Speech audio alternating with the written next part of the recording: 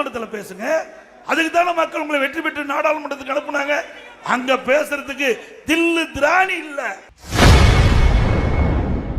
திமுக எம்பிக்களுக்கு மக்கள் பிரச்சினைகள் குறித்து நாடாளுமன்றத்தில் பேச திராணி இல்லை என அதிமுக பொதுச் செயலாளர் பழனிசாமி விமர்சித்துள்ளார்.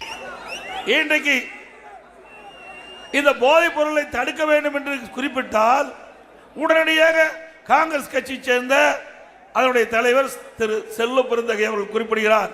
ஏன் குஜராத்தில் விற்கலையா, மற்ற மாநிலத்தில் விற்கலையாங்கிறார். தமிழ்நாட்டை பத்தி பேசுங்க.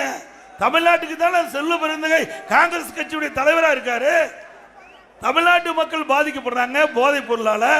மாணவர்கள், இளைஞர்கள், பொதுமக்கள் போதைக்கு அடிமையாகி சீரழியிட காட்சி தமிழகத்தில் பார்க்கப்படுகிறது.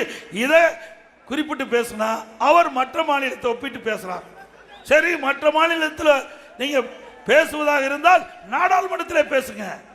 நீங்க தானே எப்பொழுது பார்த்தாலும் இன்றைய முதலமைச்சர் ஸ்டாலின் அவர்களும் திரு காங்கிரஸ் கட்சி சேர்ந்தவர்களும் திமுக கூட்டணியில் அங்கமைக்கின்ற கட்சிகள் நாங்கள் 2024 நாடாளுமன்ற தேர்தலில் 39 இடத்துல வெற்றி பெற்றோம் என்று நீங்கள் பெருமையாக பேசிக் கொண்டிருக்கிறீர்களே, நாடாளுமன்றத்தில் பேசுங்க. அதுக்கு தானே மக்கள் உங்களை வெற்றி பெற்று நாடாளுமன்றத்துக்கு அனுப்புனாங்க. அங்க பேசுறதுக்கு தில்லு திராணி இல்ல. நாடாளுமன்றத்தில் பேசுவதை நாடாளுமன்றத்தில் பேசணும். தமிழ்நாட்டில் பேசுவதை தமிழ்நாட்டில் பேசணும். தமிழ்நாட்டு மக்கள் இருக்கிற பிரச்சனையை நாங்க பேசுறோம்.